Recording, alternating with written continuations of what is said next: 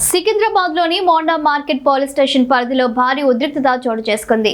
GHMC అధికారులు చేపట్టిన కూల్చివేతల కార్యక్రమం రణరంగాన్ని తలపించింది.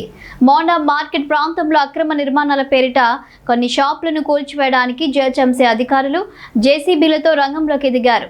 ముందస్తు సమాచారం లేకుండా తమ ఉపాధిని దెబ్బతీస్తున్నారని ఆగ్రహం వ్యక్తం చేస్తూ స్థానిక వ్యాపారులు అధికారులను అడ్డుకున్నారు.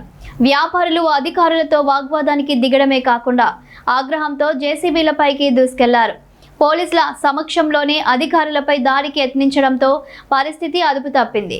వ్యాపారుల ఆగ్రహాన్ని చూసి భయభ్రాంతులకు గురైన జిహెచ్ఎంసీ సిబ్బంది అక్కడి నుండి పరుగులు తీశారు. అంతటితో ఆగకుండా తమకు న్యాయం చేయాలంటూ వందలాది మంది వ్యాపారులు మోండా మార్కెట్ పోలీస్ స్టేషన్ను ముట్టడించారు. ప్రస్తుతం పోలీసులు రంగప్రవేశం చేసి వ్యాపారులతో చర్చలు జరుపుతున్నారు.